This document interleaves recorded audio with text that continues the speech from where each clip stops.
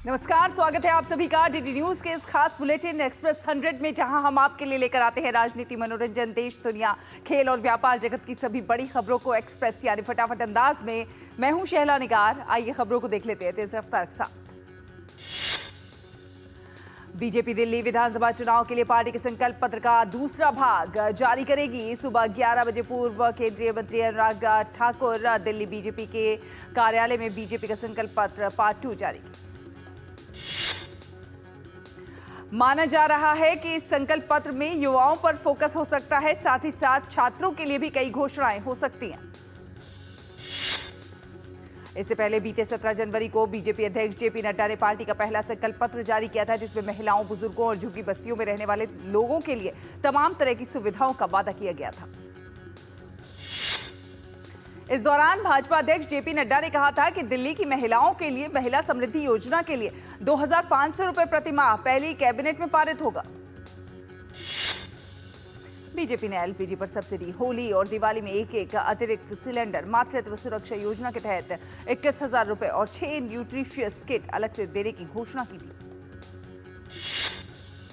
दिल्ली भाजपा के अध्यक्ष वीरेंद्र सचदेवा ने आज सुबह कनॉट प्लेस स्थित श्री हनुमान मंदिर जाकर श्री राम दरबार के साथ ही श्री हनुमान जी एवं संत शिरोमणि तुलसीदास जी के दर्शन किए। दिल्ली के पूर्व मुख्यमंत्री अरविंद केजरीवाल द्वारा श्री राम कथा का गलत विवरण सुनाकर भगवान श्री सीताराम की मर्यादा भंग करने और करोड़ों हिंदुओं की भावनाओं को ठेस पहुंचाने के लिए क्षमा प्रार्थना की। दिल्ली विधानसभा चुनाव में नई दिल्ली विधानसभा क्षेत्र से कांग्रेस के प्रत्याशी संदीप दीक्षित ने आप पर निशाना साधा है। संदीप दीक्षित ने पूछा है कि साल 2013-14 में दिल्ली जल बोर्ड का 8,700 करोड़ का घाटा था, जो साल 2022 तक 73,000 करोड़ कैसे हो गया? जिम्मेदार कौन है? संदीप दीक्षित ने यमुना की सफाई के मुद्दे पर पूछा कि साल 2013-14 में गंदे पानी की सफाई की क्षमता 613 एमजीडी थी। 2022-23 में क्षमता केवल 20 एमजीडी का बढ़ावा हुआ। संदीप दीक्षित ने पूछा है कि दिल्ली को जहरीला और गंदा पानी पिलाने की जिम्मेदारी किसकी? दिल्ली में अवैध बांग्लादेशियों को शरण देने वालों पर सख्त कार्रवाई हो सकती है। दिल्ली के उपराज्यपाल वीके सक्सेना ने दिल्ली पुलिस आयुक्त को पत्र लिखकर घुसपैठियों की पहचान करने के निर्देश दिए। दिल्ली के उपराज्यपाल ने कहा कि इनकी पहचान करना और समाज में इनके खिलाफ जागरूकता लाना बेहद जरूरी, जिसके लिए आवश्यक कदम उठाए जाए। बॉलीवुड एक्टर सैफ अली खान पर हुए हमले का संज्ञान लेते हुए उपराज्यपाल ने आदेश दिए हैं। सैफ अली खान के घर में घुसकर हमला करने वाला बांग्लादेशी नागरिक है, जिसने फर्जी दस्तावेज के जरिए नौकरी हासिल की। दिल्ली के उपराज्यपाल वीके सक्सेना ने सैफ अली खान पर हुए हमले पर चिंता जाहिर की और कहा कि घुसपैठियों के अवैध निवास और आपराधिक गतिविधियों में शामिल होना गंभीर विषय। उपराज्यपाल ने ऐसे घुसपैठियों की पहचान करने के लिए एक विशेष अभियान चलाने की भी बात कही है। महाराष्ट्र के मुंबई में सैफ अली खान हमला मामले में आरोपी मोहम्मद शरीफुल इस्लाम शहजाद के साथ पुलिस क्राइम सीन को रिक्रिएट करने के बाद सैफ अली खान के आवास से निकली। छत्तीसगढ़ में नक्सली ऑपरेशन जारी है। अब पुलिस जवानों ने गरियाबंद जिले के जंगलों में नक्सलवाद पर बड़ा प्रहार किया है। मुठभेड़ में जवानों ने 14 नक्सली ढेर कर दिए हैं। सभी के शव और हथियार बरामद कर लिए गए। सुरक्षा बलों द्वारा एक एसएलआर सहित बड़ी मात्रा में आग्नेयास्त्र, गोला बारूद और आईईडी बरामद किए गए। रविवार रात से ही रुक रुक कर फायरिंग हो रही है। कुल्हाड़ी घाट पर स्थित भालू डिग्गी जंगल में 1000 जवानों ने 60 नक्सलियों को घेर रखा है। केंद्रीय गृह मंत्री अमित शाह ने छत्तीसगढ़ में 14 नक्सलियों के मारे जाने को बड़ी उपलब्धि बताया। उन्होंने अपने सोशल मीडिया प्लेटफॉर्म एक्स पर पोस्ट करके कहा है कि नक्सलवाद पर एक और करारा प्रहार। केंद्रीय गृह मंत्री ने लिखा कि सीआरपीएफ, एसओजी, ओडिशा और छत्तीसगढ़ पुलिस ने ओडिशा छत्तीसगढ़ सीमा पर एक संयुक्त अभियान में 14 नक्सलियों को मार गिराया। नक्सल मुक्त भारत के हमारे संकल्प और हमारे सुरक्षा बलों के संयुक्त प्रयासों से नक्सलवाद आज अंतिम सांस ले रहा है। उत्तर प्रदेश के शामली जनपद में करनाल से सटे बॉर्डर पर बीती रात एनकाउंटर में यूपी एसटीएफ ने 4 बदमाशों को ढेर कर दिया। एनकाउंटर में 1 लाख का इनामी और मुस्तफा कग्गा गैंग का कुख्यात बदमाश अरशद और उसके 3 साथी मंजीत, सतीश और एक अज्ञात भी मारा गया। अरशद के संग मारा गया। मंजीत 20 साल का सजायाफ्ता मुजरिम था और पैरोल जंप करके अपराध में सक्रिय हुआ था। उत्तर प्रदेश के संभल जिले में हुए हिंसा को लेकर जांच के लिए गठित 3 सदस्यीय न्यायिक आयोग की टीम आज सुनवाई करेगा। इसके साथ ही न्यायिक जांच आयोग के सदस्य संभल का दौरा भी करेंगे। संभल हिंसा मामले में जांच टीम घटना से संबंधित पीडब्ल्यूडी गेस्ट हाउस में लोगों से लिखित में बयान लेंगे। जांच समिति इससे पहले 1 दिसंबर को भी संभल गई थी। उस दौरान समिति ने हिंसा प्रभावित इलाकों का भ्रमण किया था।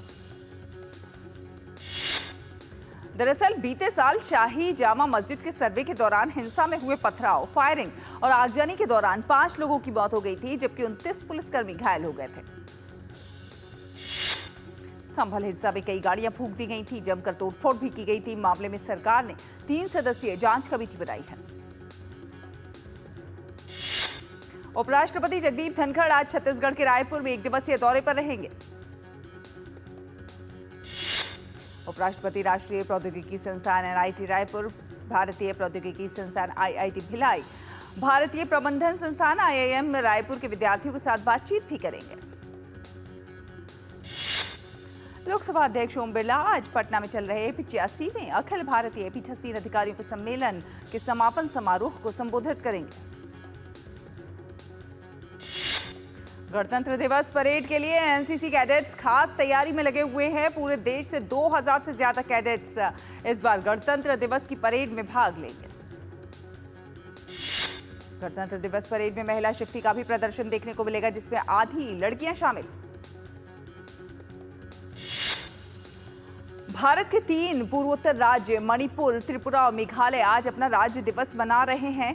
तीनों राज्यों को 21 जनवरी 1972 को पूर्वोत्तर क्षेत्र पुनर्गठन अधिनियम 1971 के लागू होने के बाद राज्य का दर्जा मिला था। राज्य स्थापना दिवस के अवसर पर राष्ट्रपति द्रौपदी मुर्मू ने मेघालय, त्रिपुरा और मणिपुर के निवासियों को बधाई दी। उन्होंने सोशल मीडिया प्लेटफॉर्म पर पोस्ट करके लिखा कि इन राज्यों के उद्यमी लोगों ने देश के विकास में उल्लेखनीय योगदान दिया है। उनकी विविध संस्कृति, जीवंत परंपराएं और समृद्ध जैव विविधता फलती फूलती रहे।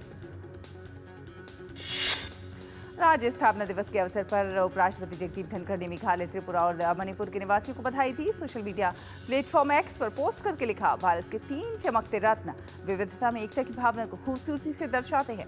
इन राज्यों ने वास्तव में देश के सांस्कृतिक तारे बाने को समृद्ध किया।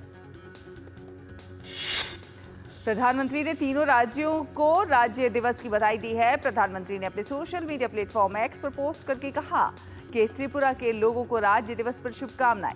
राष्ट्रीय प्रगति में राज्य उल्लेखनीय योगदान दे रहा है। मेरी कामना है कि त्रिपुरा विकास की नई ऊंचाइयों को छूता रहे। प्रधानमंत्री ने मेघालय के राज्य दिवस पर बधाई देते हुए कहा कि राज्य के लोगों को अपनी शुभकामनाएं देता हूं। मेघालय अपनी प्राकृतिक सुंदरता और लोगों के मेहनती स्वभाव के लिए प्रशंसित है। आने वाले समय में राज्य के निरंतर विकास के लिए प्रार्थना करता हूं। प्रधानमंत्री ने मणिपुर के लोगों को उनके राज्य दिवस पर शुभकामनाएं देते हुए कहा कि भारत के विकास में मणिपुर के लोगों द्वारा निभाई गई भूमिका पर हमें गर्व है। मणिपुर की प्रगति के लिए मेरी शुभकामनाएं। महाकुंभ में श्रद्धालुओं की भीड़ उमड़ रही है। आंकड़ों के अनुसार सोमवार शाम 6 बजे तक 8 करोड़ 26 लाख से ज्यादा श्रद्धालुओं ने डुबकी लगाई। विश्व के सबसे बड़े धार्मिक समागम महाकुंभ 2025 में भाग लेने के लिए त्रिवेणी संगम पर श्रद्धालुओं का आना लगातार जारी है। महाकुंभ के पहले 4 दिनों में 7 करोड़ लोगों ने आस्था की पवित्र डुबकी लगाई थी। हिंदू आस्था का सबसे बड़ा धार्मिक आयोजन 26 फरवरी तक चलेगा। सरकार के आकलन के अनुसार इस बार महाकुंभ में 45 करोड़ से अधिक श्रद्धालुओं के शामिल होने का है अनुमान। साथ में भारत फ्रांस समुद्री सहयोग वार्ता में हिंद महासागर क्षेत्र में सहयोग बढ़ाने पर चर्चा हुई। दोनों देशों ने समुद्री सुरक्षा के लिए अपने साझा दृष्टिकोण साझा किए। उत्तराखंड के मुख्यमंत्री पुष्कर सिंह धामी ने कहा है कि यूसीसी उत्तराखंड की जनता से किया गया चुनावी वादा था। प्रधानमंत्री नरेंद्र मोदी के नेतृत्व में हम 2022 के चुनाव में उत्तराखंड की जनता के पास गए थे। पुष्कर सिंह धामी ने कहा कि हम बहुत जल्द राज्य में अधिनियम लागू करेंगे और राज्य में समान नागरिक संहिता लागू होगी। इसमें किसी को निशाना बनाने की कोई बात नहीं। भाजपा नेता निशिकांत दुबे और मनोज तिवारी को सुप्रीम कोर्ट से मिली राहत बरकरार है। 2022 में देवघर एयरपोर्ट केस में दोनों नेताओं के खिलाफ दर्ज एफआईआर को रद्द करने के झारखंड हाईकोर्ट के फैसले को सुप्रीम कोर्ट ने बरकरार रखा है। दोनों नेताओं पर देवघर एयरपोर्ट के एटीसी ऑफिस में जबरन घुसने और विमान उड़ान भरने के लिए दबाव बनाने के आरोप में यह एफआईआर दर्ज की गई थी। जम्मू कश्मीर में ताजा हिमपात के चलते गुलमर्ग बर्फ की चादर से ढक गया है। पर्यटक हिमपात का आनंद ले रहे हैं। हिमाचल प्रदेश के मनाली में बर्फबारी सैलानियों को खूब भा रही है। सैलानियां बड़ी संख्या में बर्फबारी का आनंद लेने के लिए मनाली आए हुए हैं। केंद्रीय मंत्री अर्जुन राम मेघवाल ने उदयपुर में विकसित भारत 2047 मल्टीमीडिया प्रदर्शनी का किया उद्घाटन। रुकेंगे एक छोटे से ब्रेक के लिए। ब्रेक के उस पार खबरों का ये सफर अभी जारी रहेगा। आप देखते रहिए एक्सप्रेस 100।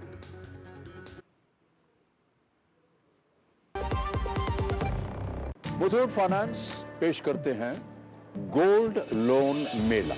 गोल्ड लोन लेने पर और कस्टमर रेफर करने पर पाइए सुनहरा मौका, लाखों के गिफ्ट वाउचर जीतने का, साथ ही साथ जीतें आप 24 कैरेट खरा सोना।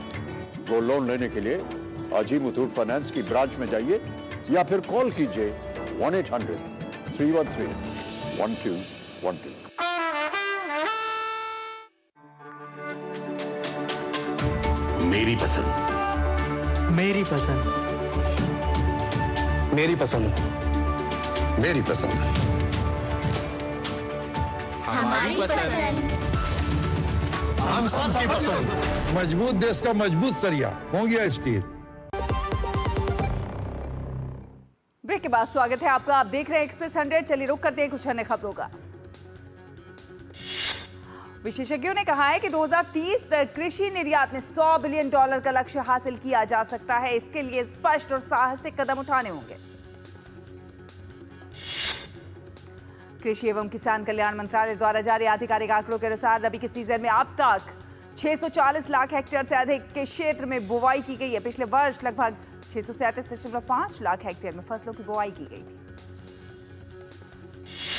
भारत का कॉफी निर्यात बीते 4 वर्षों में करीब 2 गुना होकर वित्त वर्ष 2023-24 में $1.29 अरब हो गया, जो कि वित्त वर्ष 2020-21 में $719.42 मिलियन था।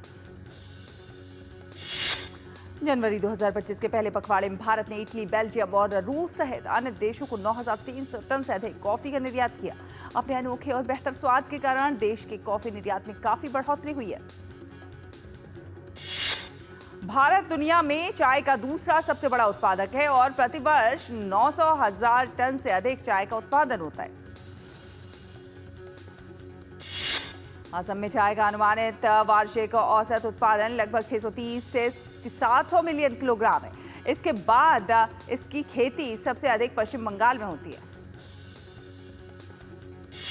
वर्ल्ड इकोनॉमिक फोरम के अध्यक्ष और सीईओ बोर्गे ब्रेंडे ने कहा है कि आर्थिक सुधारों के चलते उच्च निवेश के कारण भारत का सकल घरेलू उत्पाद यानी जीडीपी 7 से 8% की दर से बढ़ सकता है।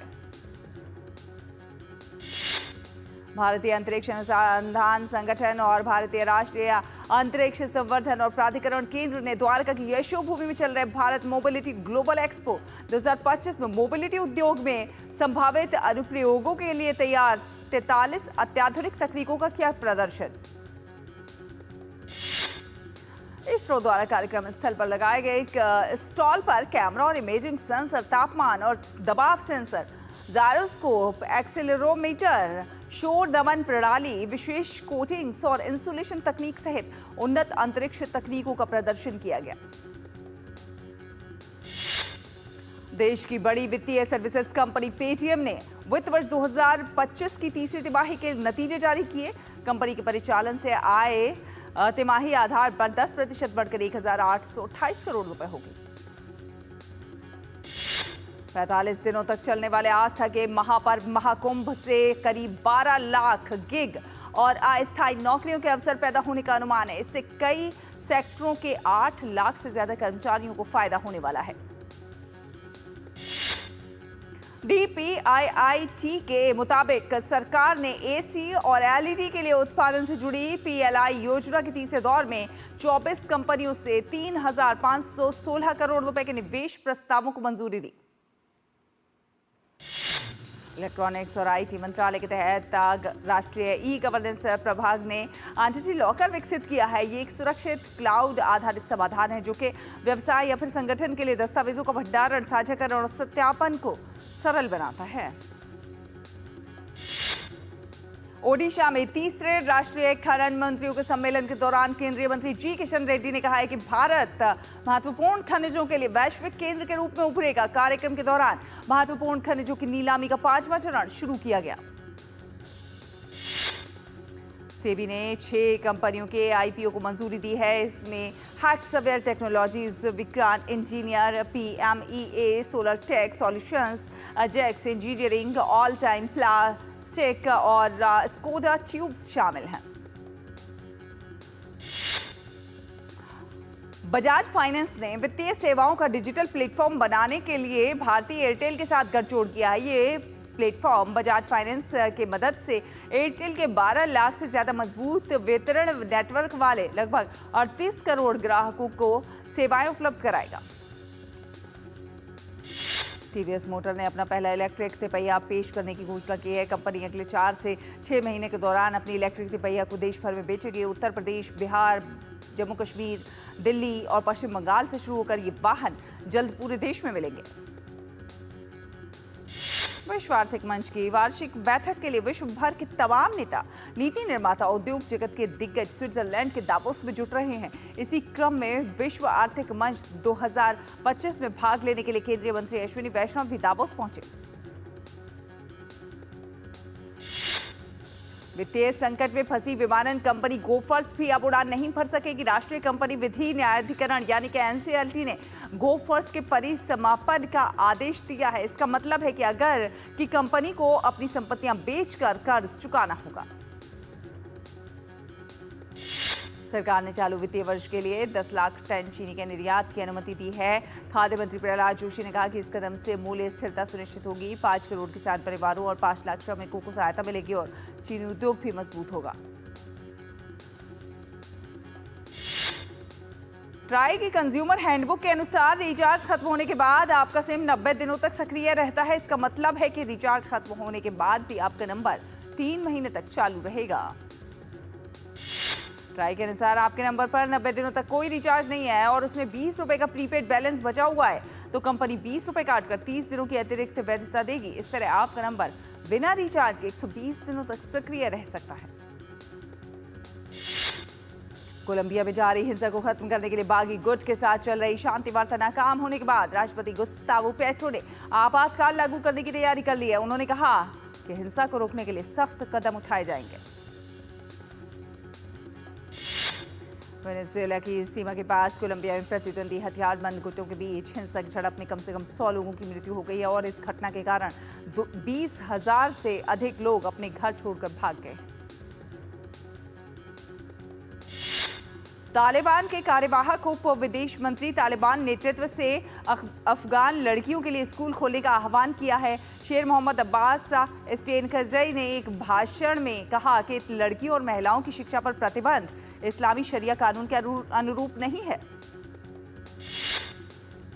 सूडान में अर्धसैनिक रैपिड सपोर्ट फोर्सेज द्वारा बिजली उत्पादन सुविधाओं पर ड्रोन हमलों के बाद सूडान में अधिकांश सेना नियंत्रित क्षेत्र ब्लैकआउट में डूब गए।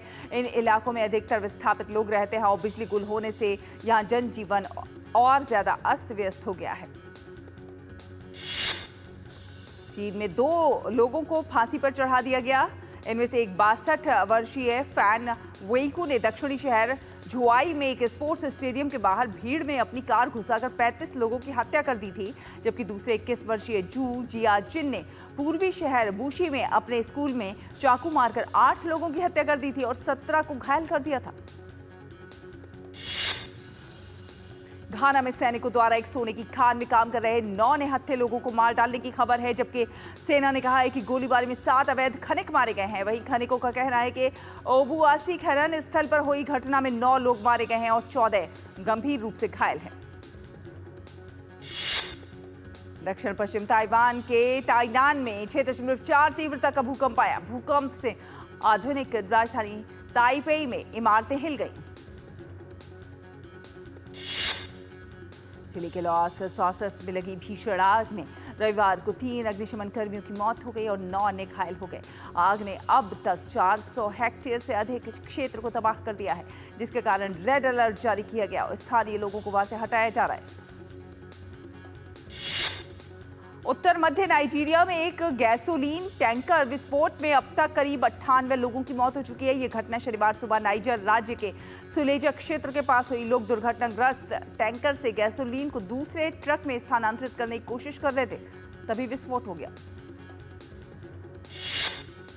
सोमवार को इजरायल और हमास के बीच हुए संघर्ष विराम समझौते का दूसरा दिन था। संयुक्त राष्ट्र के एंटोनियो गुटेरेस ने सोमवार को संयुक्त राष्ट्र सुरक्षा परिषद को बताया कि रविवार को 630 से अधिक मानवीय सहायता ट्रक गाजा पट्टी में दाखिल हुए। इजरायल और हमास के बीच हुए युद्ध विराम समझौते की शर्तों के हिसाब से अब अगली बार शनिवार को हमास इजरायली बंधकों को रिहा करेगा। हमास ने सोमवार को इसकी पुष्टि भी की। इससे पहले फिलिस्तीनी आतंकवादी समूह के एक अधिकारी ने कहा था कि हमास की तरफ से अगली रिहाई रविवार को एक दिन विलंब से हो सकती है। आपको बता दें कि इजरायल और हमास 3 चरण के युद्ध विराम पर सहमत हुए हैं, जिसके तहत रविवार को हमास द्वारा 3 इजरायली बंधकों को रिहा किया गया था। वहीं इजरायल ने 90 फिलिस्तीनियों को रिहा किया था। सिडनी में एक चाइल्ड केयर सेंटर में आग लगा दी गई और दीवार पर यहूदी विरोधी पेंटिंग स्प्रे कर दी गई। पुलिस ने कहा कि यहूदी स्कूल के पास स्थित चाइल्ड केयर सेंटर को भारी नुकसान पहुंचा है। भारत के स्टार बल्लेबाज विराट कोहली 2012 के बाद यानी कि 12 साल बाद अपनी रणजी ट्रॉफी में अपना पहला मैच खेलने के लिए तैयार हैं। कोहली 30 जनवरी से रेलवे के खिलाफ होने वाले दिल्ली के मुकाबले में खेलेंगे। हालांकि गर्दन में खिंचाव के कारण विराट कोहली सौराष्ट्र के खिलाफ 23 जनवरी से शुरू होने वाले दिल्ली के आगामी मुकाबले नहीं खेल पाएंगे।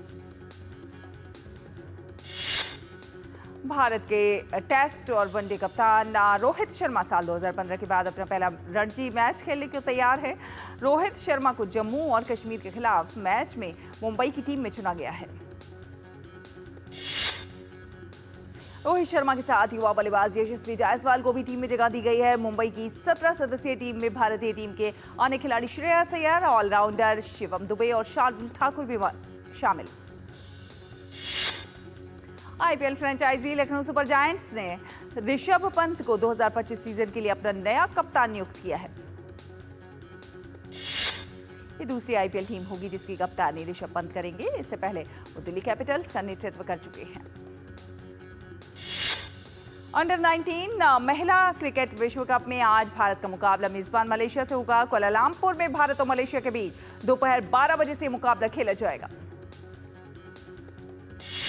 नीदरलैंड के विज ऑन ज़ी में टाटा स्टील शतरंज टूर्नामेंट में भारत के गुकेश डोमाराजू और फैबियानो कारुआना के बीच तीसरे राउंड का मैच ड्रॉ रहा। आज राउंड 4 मुकाबलों में गुकेश का सामना रूस के अलेक्सी सरना से होगा। हॉकी इंडिया लीग में पुरुषों के मुकाबले में भी जेएसडब्ल्यू सूरमा हॉकी क्लब ने बंगाल टाइगर्स को 2-1 से हरा दिया। महिला हॉकी इंडिया लीग में जेएसडब्ल्यू सूरमा हॉकी क्लब ने दिल्ली एसटी पाइपर्स को 5-1 से हराया। विकी कौशल की फिल्म छावा का ट्रेलर 22 जनवरी को रिलीज होगा। फिल्म में विकी कौशल छत्रपति शिवाजी महाराज के रोल में नजर आएंगे। आर माधवन की आगामी फिल्म हिसाब बराबर 24 जनवरी को हिंदी, तमिल और तेलुगु में ZEE5 पर स्ट्रीम होगी। फिल्म द स्टोरी टेलर 28 जनवरी को डिज्नी प्लस हॉटस्टार पर स्ट्रीम होगी। फिल्म में परेश रावल ने एक सेवानिवृत्त सैनिक का किरदार निभाया है। नागा चैतन्य की फिल्म थंडेल 7 फरवरी को सिनेमाघरों में रिलीज हो सकती है। पैन इंडिया फिल्म को बड़े पैमाने पर कुछ शहरों में प्रमोट किया जाएगा। विजय देवरकोंडा की फिल्म VD12 अब 30 मार्च को होगी रिलीज। फिल्म में एक्शन से भरपूर सीक्वेंस शामिल है। इसी के साथ एक्सप्रेस न्यूज में फिलहाल इतना ही। डीडी न्यूज पर खबरों का सफर लगातार जारी रहेगा। आप देखते रहिए डीडी न्यूज। नमस्कार।